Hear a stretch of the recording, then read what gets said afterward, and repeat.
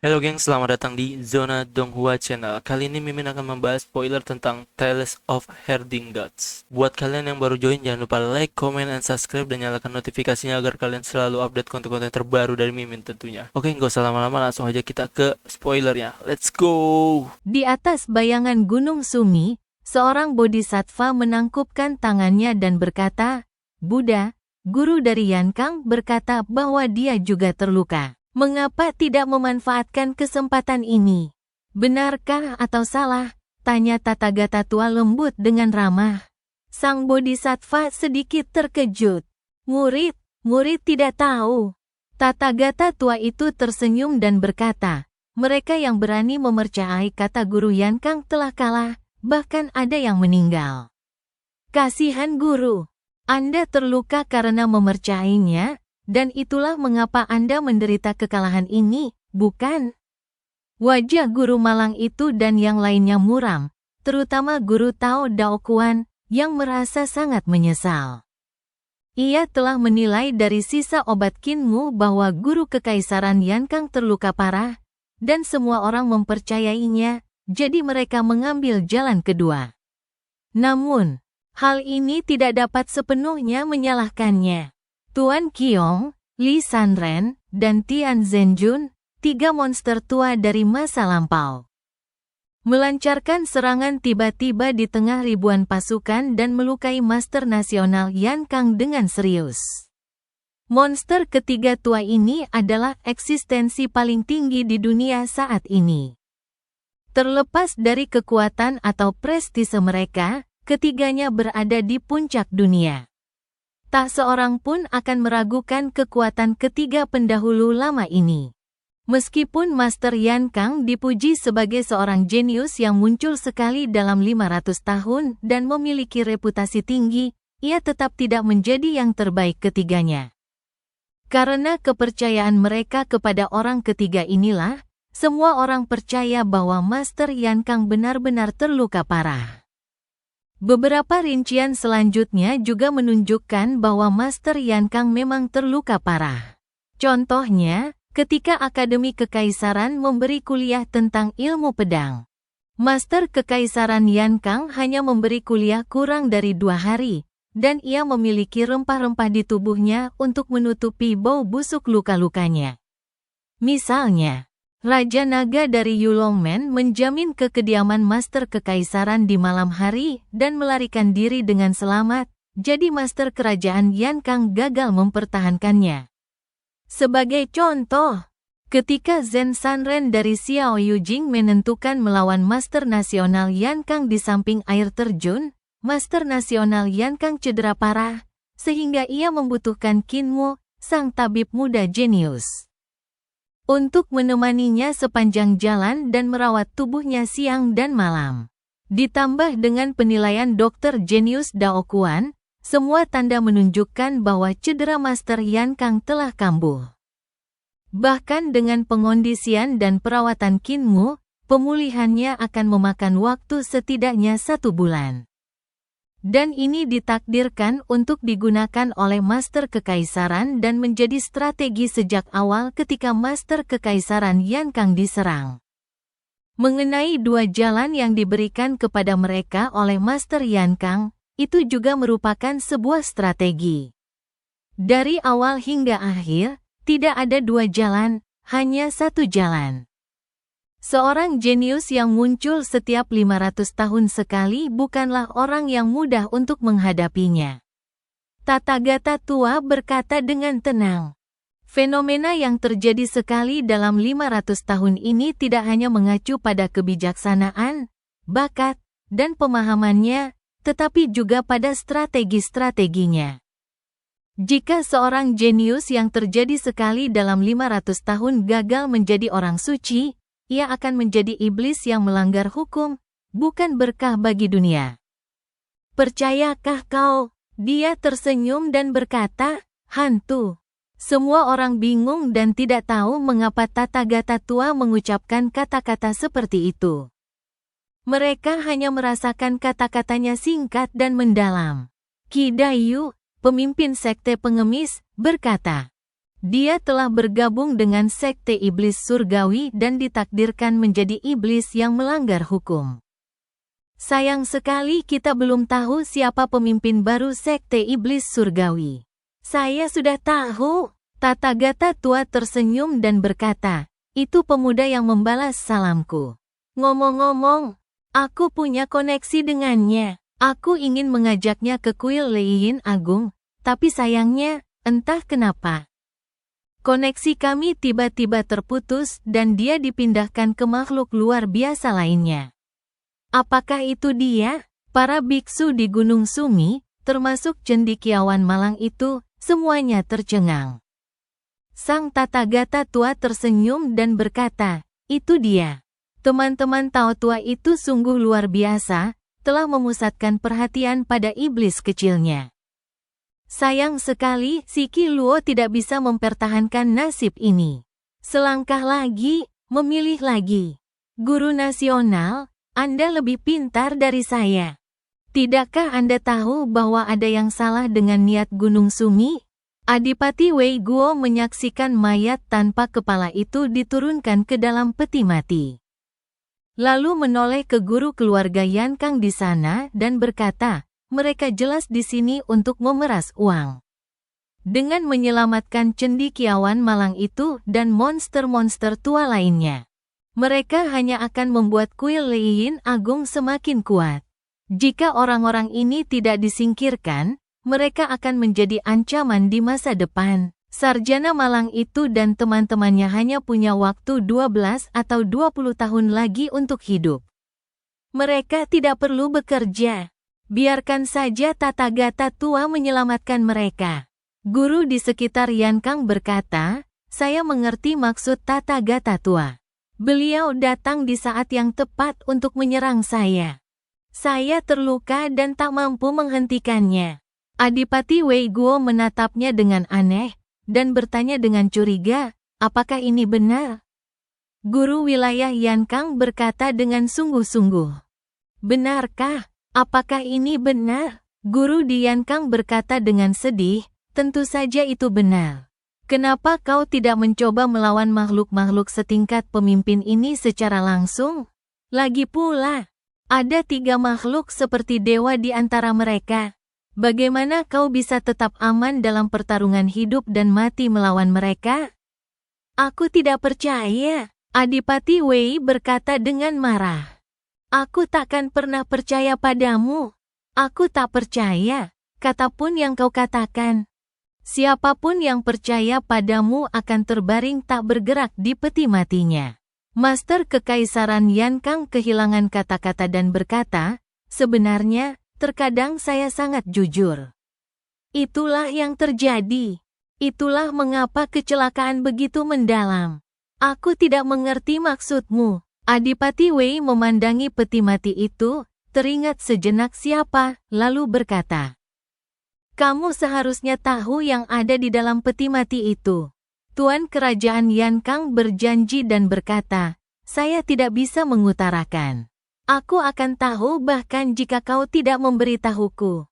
Saat kita sampai di ibu kota, aku akan melihat pangeran tua mana yang tiba-tiba meninggal dalam beberapa hari, dan barulah aku akan tahu siapa dia. Adipati Wei Guo melirik ke sekeliling dan berbisik.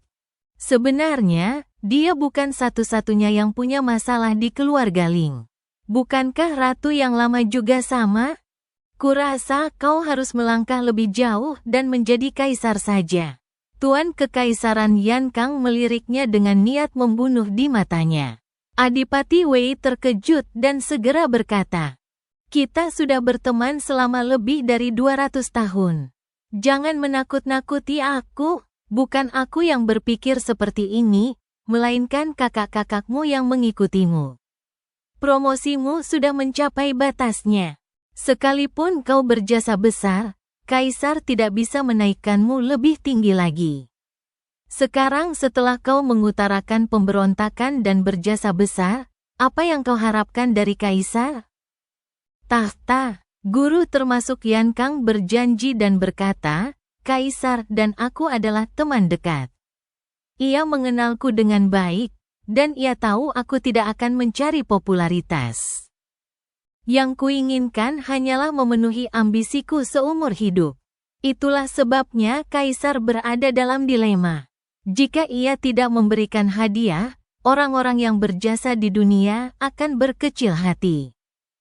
Jika dia memberi hadiah, dia tidak akan punya apa-apa untuk diberikan kepadamu. Jika ia memberi kecantikan, apakah kamu menginginkannya?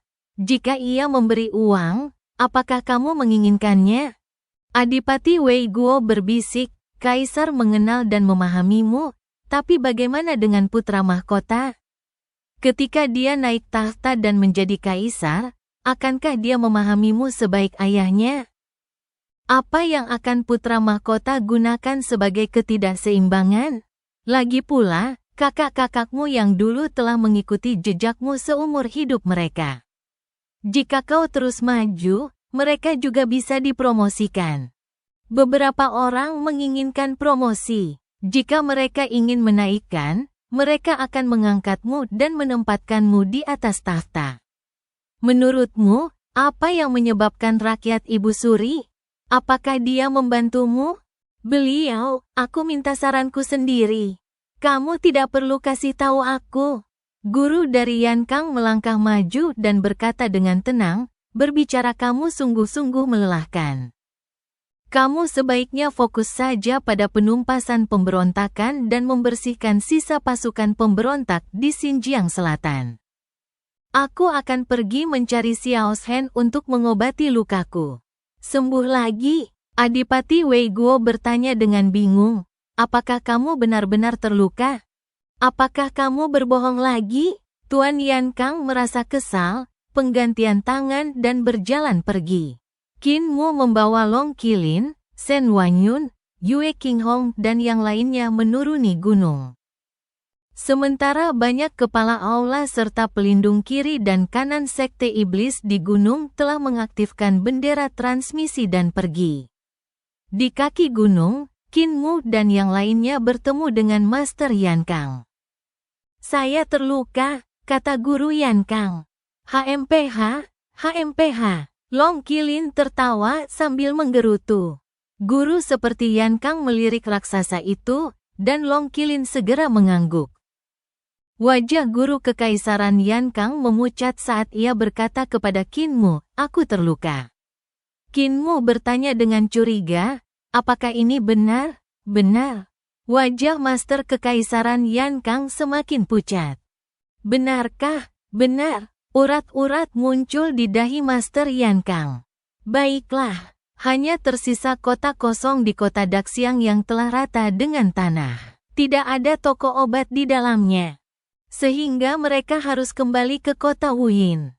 Kota itu mengelilingi danau dan sering kali tertutup kabut tebal, sehingga tampak menjulang di tengah kabut. Sesuai dengan namanya, di Yamen, Qin Mu mendiagnosis luka-luka Master Yan Kang dan menemukan bahwa ia memiliki 100 luka, sebagian besar luka di dalamnya.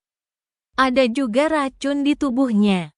Dan bahkan banyak luka di gudang sucinya. Untungnya, mendalamnya sangat mendalam dan ia mampu menahan luka-luka tersebut. Setiap cedera ini unik, terutama yang menyerang harta karun ilahi. Yang sangat sulit dan merupakan ujian bagi transmisi medis. Cedera pada embrio roh, 5 elemen ilahi, 6 kombinasi ilahi, 7 bintang ilahi, surgawi ilahi, kehidupan dan kematian ilahi.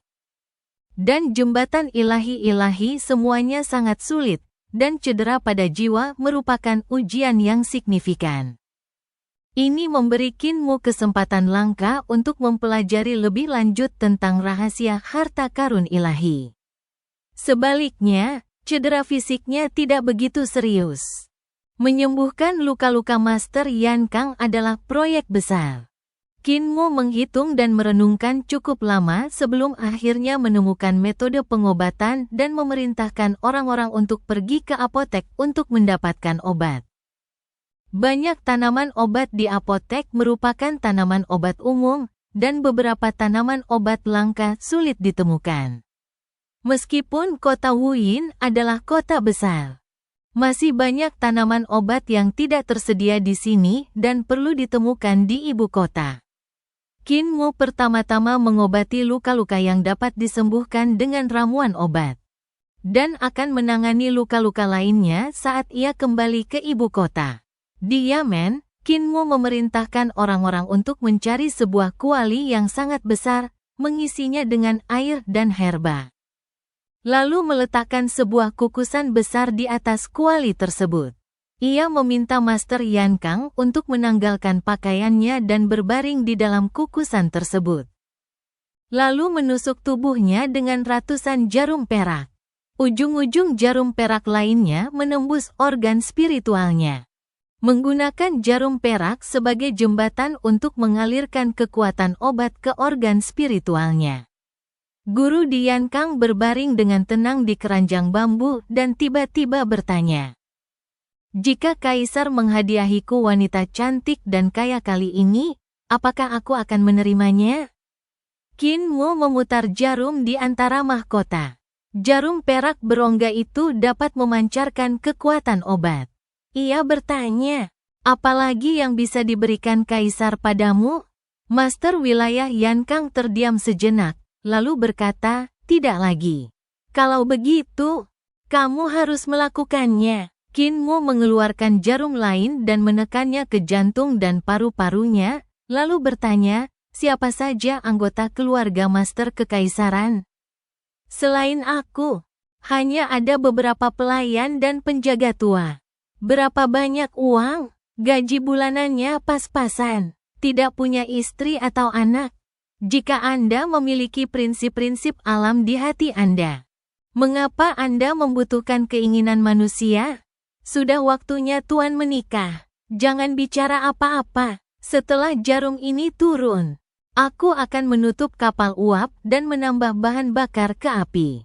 Setengah bulan kemudian, kondisi kulit Tuan Yan Kang telah pulih sepenuhnya. Selama perawatannya, Qin Mu telah mengunjungi 15 kota, tetapi ia masih belum menemukan semua ramuan yang dibutuhkannya. Namun, sebagian besar lukanya telah sembuh. Qin Mu pandai menggunakan obat-obatan. Meskipun ia tidak memiliki ramuan mujarab yang unggul, ia dapat menggunakan ramuan biasa untuk menggantikan ramuan langka tersebut. Namun, beberapa luka memang membutuhkan ramuan mujarab yang sangat berharga, yang membuatnya tak berdaya. Setibanya di ibu kota, mereka melihat spanduk putih dan lentera putih tergantung di banyak jalan. Setelah bertanya-tanya, mereka mengetahui bahwa Raja Lingyin dari Zhenbei telah meninggal dunia karena stroke. Kaisar sangat suam dan seluruh negeri suam. Ling Yifeng, Pangeran Zhenbei, adalah adik laki-laki mendiang Kaisar, anak ke-8. Oleh karena itu, ia dikenal sebagai paman kekaisaran ke-8, dan sangat dihormati serta dicintai. Di masa-masa awal mendiang kaisar, selama penaklukannya atas pemerintahan, paman kekaisaran ke-8 telah menunjukkan prestasi dalam pertempuran, menaklukkan berbagai faksi dan kerajaan. Meskipun menderita luka parah dan hampir terbunuh dalam pertempuran beberapa kali, ia juga beberapa kali menyelamatkan nyawa kaisar yang mendiang. Penobatan Kaisar Yan Feng yang mulus juga berkat dukungannya. Ia memainkan peran yang tak ternilai dalam kesuksesan keluarga Ling. Qin Mu sedikit mengernyit ketika mendengar berita itu dan melirik guru di Yan Kang di dekatnya. Guru dari Yan Kang menunjukkan ekspresi sedih dan berkata, "Saya akan pergi ke istana Zhenbei untuk menyampaikan belasungkawa." Qin Mu berbisik, "Tuan Nasional, mengapa Raja Zhenbei memberontak? Dia tidak melawan kaisar. Dia melawanku demi kerajaan keluarga Ling." Guru dari Yan Kang berkata dengan lembut, "Kekuatanku terlalu besar." Itu membuatnya gelisah dan mengira aku akan memerintah kekuasaan keluarga Ling. "Kau benar. Sudah waktunya untuk memulai sebuah keluarga. Aku harus mengingat prinsip-prinsip surga dan juga keinginan manusia." Kinmu tampak aneh. Seorang pria seperti guru kekaisaran Yankang akan berkeluarga dan membangun karir? Agak tidak masuk akal, tapi itu pasti akan terjadi. Saya harus kembali ke istana dulu dan mengganti pakaian biasa. Raja Zhenbei telah memberikan kontribusi besar bagi negara. Meskipun dia tidak setuju dengan cara saya bertindak.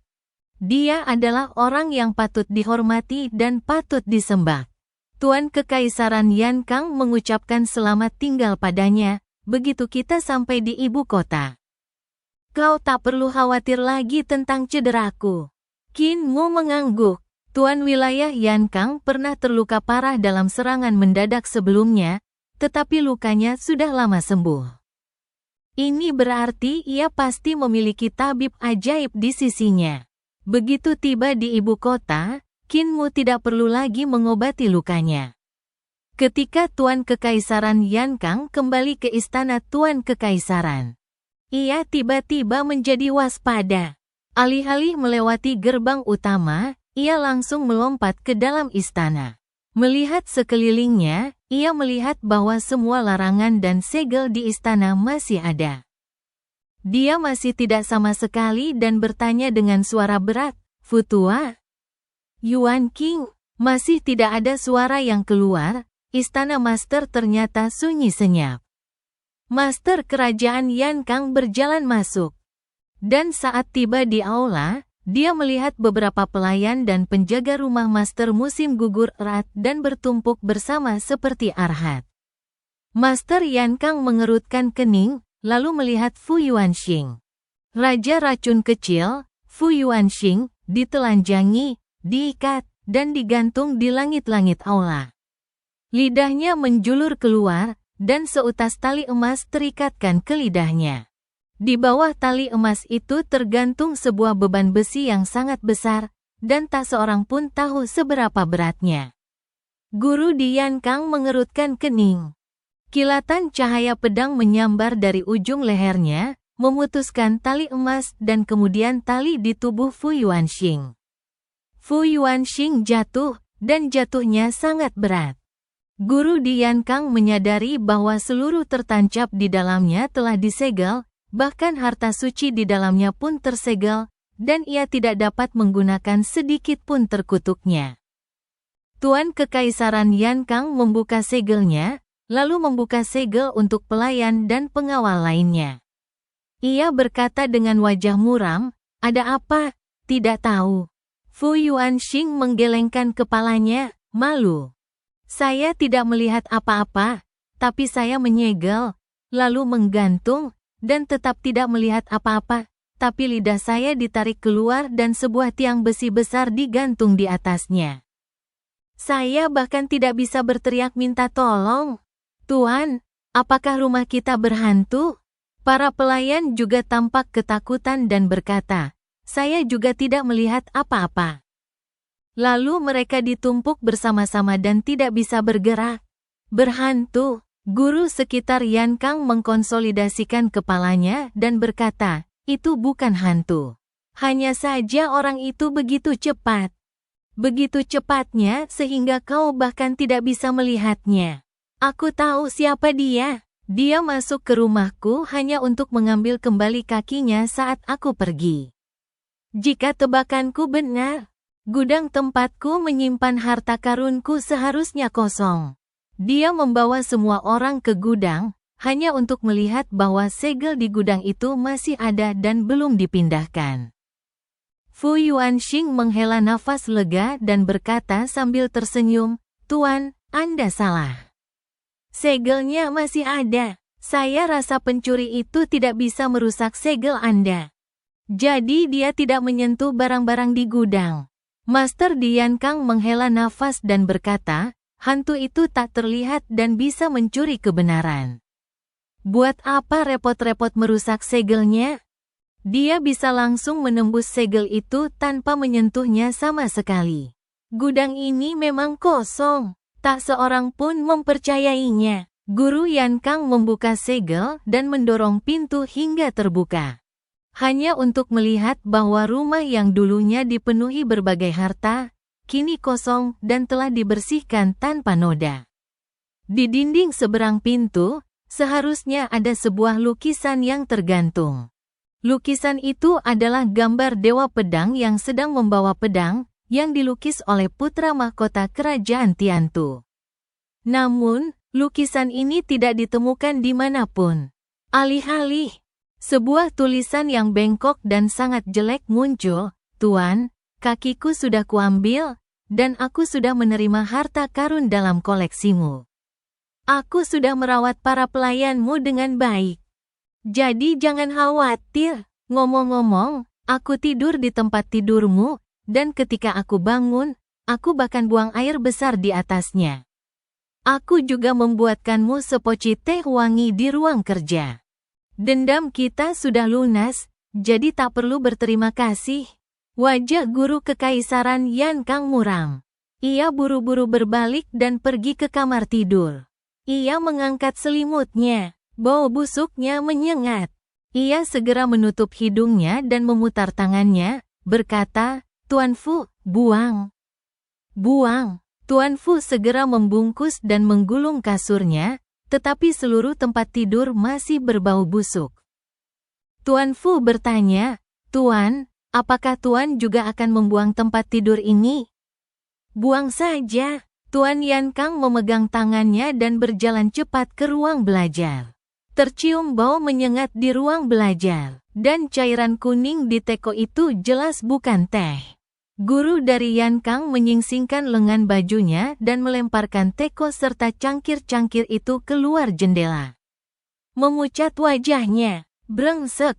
Tidak apa-apa kalau kau mengambil kakimu sendiri, tapi kau masih makan, minum, buang air besar, buang air kecil, dan tidur di rumahku, merusak kedamaianku. Tetua Fu, siapkan beberapa set teh dan perlengkapan tidur lagi." Tuan Fu ragu sejenak lalu berkata, "Tuan, uang di rumah sudah tidak banyak lagi." Guru di Yan Kang sedikit terkejut, lalu berpikir, hadiah kaisar baru akan tiba beberapa hari lagi.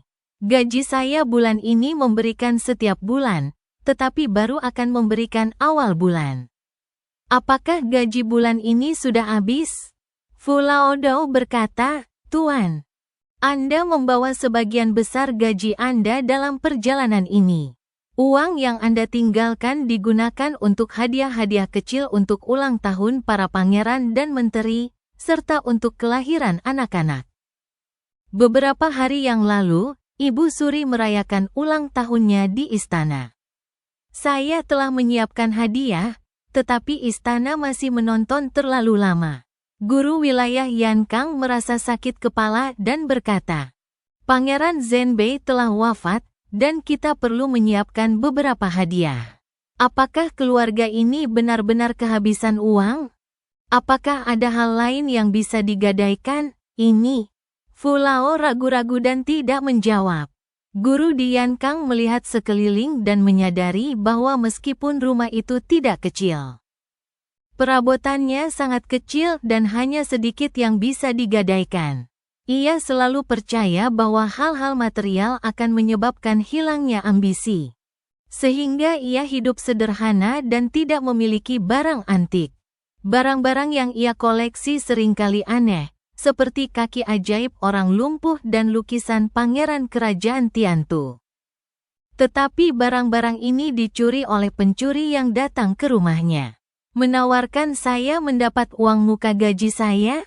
"Fu Laodao, guru, apakah Anda tidak peduli lagi dengan harga diri Anda?"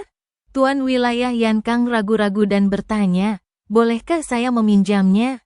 Fu Lao menghibur kepala dan berkata, "Baru-baru ini terjadi perang. Dan orang-orang yang dekat dengan Tuan sedang pergi menjalankan misi militer. Lagi pula, Tuan sudah sering meminjam uang dari mereka dan tidak pernah mengembalikannya. Orang-orang akan bergosip tentang hal itu. Bos mereka sedang tidak di rumah, jadi siapa yang mau meminjamiku uang jika aku pergi membawa uang? Kecuali kalau Tuan datang sendiri." Master ketika Yan Kang merenung dan berkata, "Keahlian melukisku cukup bagus. Aku bisa menjual lukisanku untuk menghasilkan uang. Tuan Fu berkata, apakah Anda akan menandatangani nama Anda, guru? Master pemerintahan Yan Kang berjanji, jika kau menandatangani namaku, siapapun yang membeli lukisanku berarti menyuapku. Jika kau tidak menandatangani namaku, siapapun yang membeli lukisanku berarti menyuapku. Tuan Fu menggelengkan kepalanya dan berkata, kalau begitu lukisan guru tidak akan laku. Guru Kekaisaran Yan Kang sangat marah. Bagaimana kau tahu kau tidak bisa menjualnya? Aku mengoleksi lukisan putra mahkota kerajaan Tiantu dan telah menyalinnya berkali-kali. Aku tidak bilang aku bisa menyaingi para maestro lukis, tapi lukisan-lukisan mereka cukup bagus. Kan, guru, ibu kota itu tempat macam apa? Ada banyak sekali cendekiawan terkenal. Tapi berapa banyak dari mereka yang bisa menghasilkan uang dari kaligrafi dan lukisan? Kebanyakan dari mereka kelaparan. Bagaimana mencatat keahlian melukismu dibandingkan dengan mereka? Fu Lao Dao, murid-murid gurulah yang dapat meminjamkan uang kepada guru. Meminjam uang dari muridku, aku tak sanggup melakukannya. Guru sekitar Yan Kang tiba-tiba teringat Qin Mu dan berkata sambil tersenyum. Aku kenal seseorang yang punya uang untuk dipinjamkan. Dia murah hati dan seringkali dialah yang membelikan obat untukku. Kalau tidak, gajiku yang sedikit itu pasti sudah lama habis. Dia tidak ada di istana, jadi tidak menghabiskan uang darinya. Aku akan meminjam uangnya, kamu tunggu di sini. Qin Mu kembali ke kediaman cendekiawan di Akademi Kekaisaran. Begitu dia masuk ke kediaman cendekiawan itu, dia mencium aroma obat ajaib. Aroma obat ajaib itu muncul dari halamannya sendiri, dan ia pun bertanya-tanya. Kediaman cendekiawan memiliki pelayan khusus untuk mengurus para siswa. Meskipun tugas-tugas mereka tergolong rendah, masing-masing dari mereka sering menghadiri kuliah di istana, yang menghasilkan peningkatan kemampuan dan kekuatan yang luar biasa. Beberapa pelayan bahkan lebih kuat daripada para cendekiawan. Sepanjang sejarah Akademi Kekaisaran, ada banyak pelayan yang mencapai kemampuan luar biasa, naik dari tugas-tugas rendah menjadi cendekiawan, meraih pangkat tinggi, dan menjadi jenderal ternama. Ada pelayan yang menjaga kediaman para cendekiawan, dan pada dasarnya tidak ada orang luar yang bisa masuk.